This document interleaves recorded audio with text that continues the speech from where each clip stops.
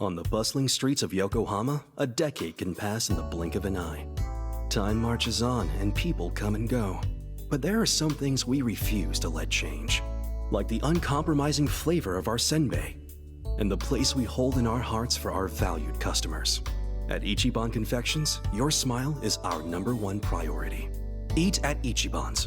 We are Ichiban Holdings.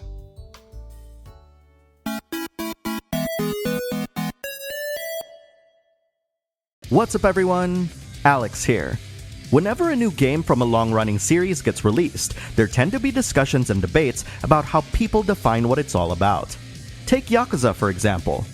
Some say that Yakuza is defined by its action-packed brawler gameplay, while others say that it's all about the serious drama and the journey of its characters.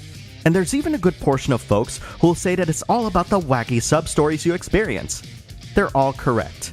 But when a game such as Yakuza Like a Dragon gets announced and surprises everyone by proclaiming that it's substituting the action combat with a turn-based RPG system, it's enough to send shockwaves through the fanbase.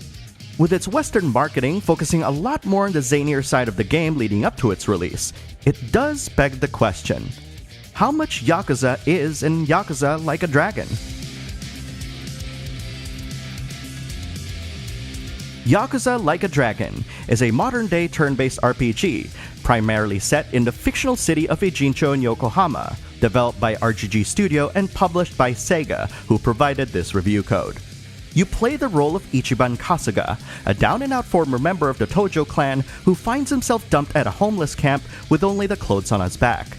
From then on, he starts to meet other individuals who share similarly unlucky fates, filled with a determination to rise up from their downtrodden situations, hoping to uncover the dark underbelly that hides deep within the city, as well as expose the mysteries surrounding Ichiban's fateful expulsion. Perhaps the biggest concern that some might have with Yakuza Like a Dragon lies with its combat, which has been changed into a turn-based RPG system. While the two gameplay styles couldn't be any more different, RGG Studios employed plenty of modern tricks to make Like a Dragon's combat feel just as action-packed as previous games. For starters, common commands such as attack and skills are mapped to dedicated face buttons, allowing you to hit these buttons by muscle memory alone. Upon selecting your target, the game's attacks come out quick and fast, with impact effects that make you feel every blow.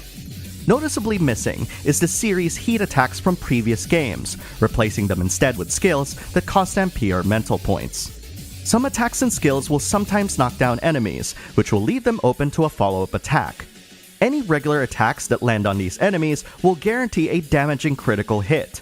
But you'll have to hurry, because they won't stay down for long and will get up no matter whose turn it is. Also, depending on your friendship levels with certain party members, some characters may deliver an automatic follow-up attack out of turn, though these merely deliver additional damage rather than guaranteed critical hits. This knockdown mechanic adds a sense of urgency that's often absent in turn-based games.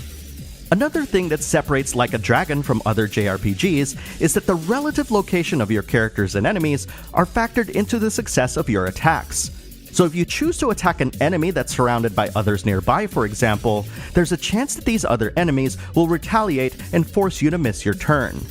Unfortunately, you can't control where your characters meander about, which adds a random element to the combat strategy. Your party members can also automatically grab or kick objects that they can use as weapons should they brush by them during an attack. However, I found that attacking with these doesn't work too well, as these objects often explode into pieces, rendering a potentially cool moment into a disappointing incident.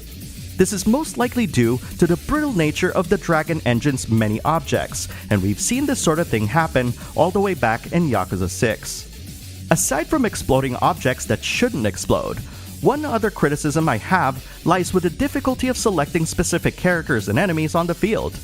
Because of the nature of the camera to rotate around contextually, it is often difficult to select enemies and characters that aren't immediately in your field of view.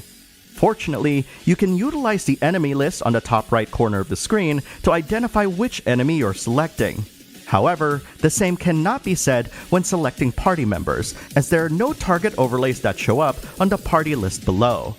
And while the targeting solution for your enemy seems fine, trying to attack a knockdown thug becomes cumbersome when trying to cycle through a ton of enemies.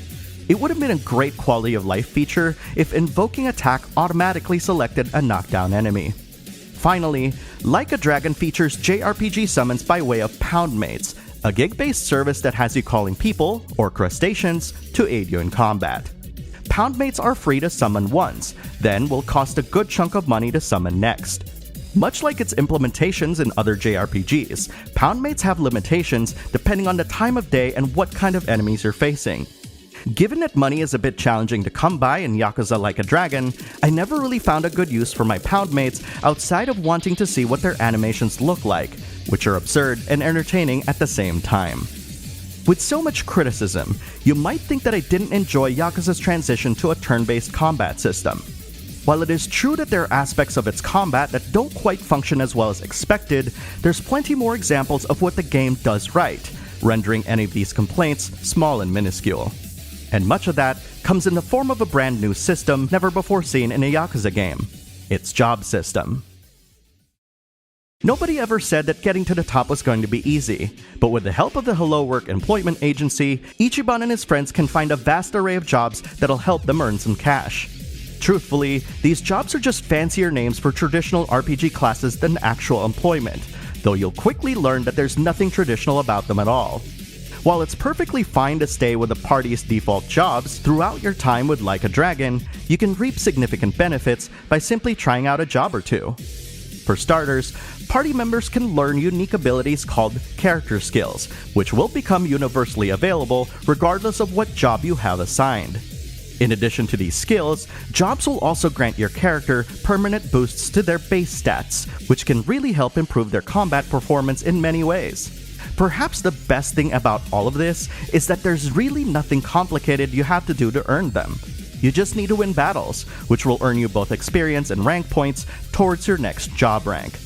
But if you're a veteran JRPG player, you might still have reservations with experimenting and playing around with these jobs. After all, other JRPGs that employ similar systems penalize you heavily when changing jobs that have lower ranks. You'll be glad to know then that the job ranks in Yakuza Like a Dragon factor less into your overall damage output.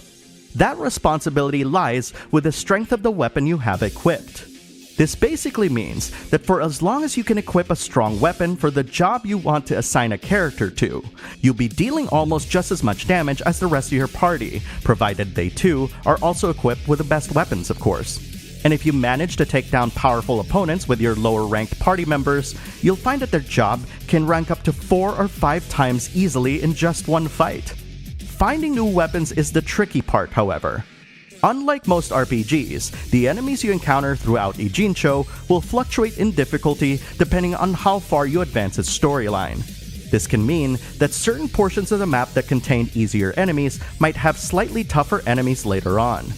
This isn't as bad as you might think, but it does mean that finding better weapons becomes confusing, as RPGs tend to have a fairly linear upgrade path that scales up in cost and power depending on how difficult the surrounding enemies are. The weapon and armor shops in Like a Dragon never change their wares, and you'll have to rely on memory to remember which shops sell what items. Fortunately, you can always pull up the taxi app on your phone and fast travel to any taxi location on the map you've unlocked to save on travel time. This isn't free though, and as I've said before, it's quite challenging to make money in this game. This money problem is further exacerbated by the wildly fluctuating cost of weapons and armor. Soon after you arrive at Ijincho proper, you'll stumble upon a store selling weapons at around 100,000 yen each, which is very costly for gear that'll just be replaced later on. Eventually, you'll also unlock a crafter that'll upgrade already existing weapons for the cost of materials and cash, which serves as an okay alternative. Though that too will require lots of money, as more powerful upgrades are gated by a facility upgrade cost that will further drain your wallet. That's where Yakuza Like a Dragon's management minigame comes in, which unlocks as part of the game's story. The best way that I can describe this is that it combines many of the best elements of Yakuza 0's real estate minigame, with the employee management found in the highly popular Cabaret Club minigame from Yakuza 0 and Kiwami 2. Ichiban is initially tasked with reviving an ailing confections business with the help of an angel investor that sets specific business targets that serve as objectives for the minigame. As you fulfill these objectives over time, you'll be able to buy other businesses to increase your profits, and the more you increase the value of your businesses, the higher your payouts will potentially be at the end of each period. Unique to this minigame, however, is the shareholder meeting that happens just before the end of each period. In this mode, Ichiban, along with selected employees, engage in a literal battle of words with your shareholders. You won't need to convince all of your shareholders to win this battle. You just need to increase their support to 50% to win and 100% to maximize the growth of your shares, which also increases your payout at the end of the period. This is by far the most lucrative and enjoyable way to earn money in Yakuza Like a Dragon for me. And as you can expect from a minigame of this magnitude, it too features an in-depth story, complete with bosses and memorable story beats. Despite the challenges with upgrading gear, the job system in Yakuza Like a Dragon, and the ease in which you can engage with it, is probably my favorite aspect of its gameplay. This system complements the combat gameplay immensely, thanks to bombastic skills whose effects make a ton of sense once you sit down and really start thinking about it. When I used my host's sparkling cannon, for example, I somehow knew that it would be highly effective against guys with no shirts, simply because in my headcanon, the last thing that these health nuts would want to do is to drink alcohol and ruin their fitness regimen. Or alternatively, due to their lack of shirt, they could easily catch a cold. This line of thinking is only possible because of the kinds of ridiculous enemies that you'll face, which also makes Yakuza Like a Dragon's Rogues Gallery the largest in series history. To help further make sense of all of this, you'll unlock a Suji Dex that'll display the strengths and weaknesses of any enemies you've encountered. Sadly, this wealth of information is not available during combat, which is another missed opportunity. Admittedly, I would have loved to unequivocally tell fans of action-based Yakuza games that this game's combat would allow them to transition to a new way of play seamlessly. But even with a few cracks and dings in its armor, Like a Dragon's gameplay shift just won't satisfy the kinds of precision control that these fans demand. There are other JRPGs that better fulfill these requirements. Persona 5 comes to mind, when it comes to blurring the line between action and turn-based combat. That being said, if you've already been a fan of turn-based RPGs, Yakuza Like a Dragon's combat will be a breath of fresh air and a welcome experiment for the long-running series. And sure enough, despite this shift, the feel of its combat remains as true to Yakuza as it possibly can, while still delivering the kind of violent action that we've come to expect from the series. I, for one, am looking forward to the next Yakuza game that'll iterate on this system, with the hopes that they've learned a lot from making this game. However, there still lies the concern with Yakuza fans that Yakuza Like a Dragon doesn't have a serious enough storyline that warrants its place alongside other games in the series, as demonstrated by its enemies' punny names and quirky jobs. And to that end, we're gonna have quite a bit to unpack. What's in a name? At first glance, the Western name of Ryuga Gotoku 7, Whereabouts of Light and Darkness, not an official translation of the title by the way, sounds as though it's meant to pay homage to the series' Japanese name. Ryuga Gotoku literally translates to like a dragon after all. This name change was one of the things that lingered in my head as I played through close to 90 hours of Yakuza Like a Dragon. And when I finally finished my journey and looked back at what I experienced, I then realized that there was so much to glean just by looking at its Western name alone. The easiest way to interpret the game's subtitle is by way of Ichiban's fandom of Dragon Quest. For people unfamiliar with that franchise, it's a series known for its punny enemy names and comedic attacks that, more often than not, backfire and prevent them from making any moves. All of these elements, and so much more that I won't list, are represented in Like a Dragon's combat. But these similarities don't just stop there. During Like a Dragon's shareholder battles, your enemies and party members are displayed in a manner similar to older battles like a Dragon Quest, but not quite. Another way I interpreted this subtitle is that it is like games in the Yakuza series, but with a few key changes. We've already talked at length about how its new combat and job systems are a huge differentiating factor that separates this game from the rest of the series. But there's also a wealth of homages from within the entire Yakuza series that are peppered throughout your experience with Like a Dragon. Of course, you'll need to have played the previous games in order to get many of them, but it's one of the ways that Like a Dragon manages to pave a new way via its gameplay while still honoring some of the things that's made the series great. Like a dragon? Sounds a little weird. But perhaps the most important interpretation I've gleaned from Yakuza Like a Dragon's name describes the entirety of Ichiban himself. Yakuza games have typically featured Kazuma Kiryu prominently as each game's main protagonist. Ichiban does embody many of Kiryu's qualities, such as his often stubborn demeanor and his willingness to help people in need at the cost of his own personal interests. However, Ichiban is just one member of an ensemble cast that's featured in Like a Dragon. And while his presence does propel the narrative forward, it's very clear through his actions and behavior alone that he was never meant to serve as a reskinned Kiryu. Ichiban's love of Dragon Quest and his repeated demonstrations of loyalty to his friends are just some of the things that separates him from the Dragon of Dojima, who has been known to sever ties with people on several occasions.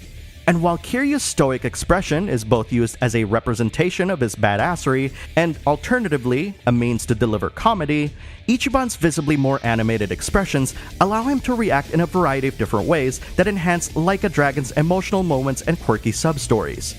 To me, Kazuma Kiryu is a character who can never be replaced nor replicated, whose saga ended with Yakuza 6: The Song of Life.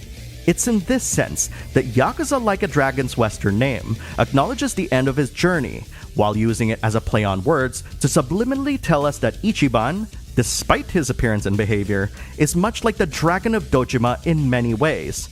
But it's also a way of setting the expectation that despite their similarities, Ichiban will never be Kiryu, and that's a good thing. Which brings us to the subject of whether or not Yakuza Like a Dragon's main narrative still delivers on the series' signature drama. Much like how the game's sub-stories retain the same whimsy and charm that characterized the previous game's sub-stories, Like a Dragon's main narrative not only has an engaging and riveting story to tell, but is also, bar none, one of the best Yakuza storylines I've experienced in the series' history, placing it up there alongside Yakuza 0 in terms of its emotional resonance and narrative storytelling. There's a very good reason why I opted to change the way I talked about the game's premise in this review compared to my coverage of the game's Japanese demo. That's because there's so many unexpected twists and turns in Yakuza Like a Dragon that while you might think that you've been spoiled by bits and pieces of its story, you'd never be able to guess the depth of its mysteries and conspiracies.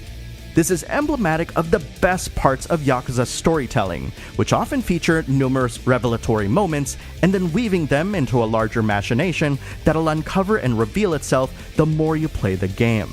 That being said, the game's pacing stumbles a bit when the story gives you a certain task that demands you to earn a lot of money to proceed. And a good bit after that task is accomplished, you'll soon face another gating factor in the form of a powerful boss that, frankly, just comes out of nowhere, for better or worse. Fortunately, you can earn a ton of money quickly by working on your businesses in Like a Dragon's management minigame, and you'll soon unlock a way to level your characters faster just before facing said boss. Like a Dragon's storytelling is elevated by the incredible localization efforts of the folks over at Sega West, who have not only provided subtitles in French, Italian, German, and Spanish, but also commissioned the series' first ever English voiceover track in years, since the release of the original Yakuza in 2006. Like a Dragon's quartet of heroes stars Kaiji Tang as Ichiban Kasuga, Andrew Morgado as Koichi Adachi, Greg Chun as Yun Nanba, and Elizabeth Maxwell as Sayako Mukoda, with legendary actor George Takei playing the role of Masumi Arakawa, Ichiban's former boss.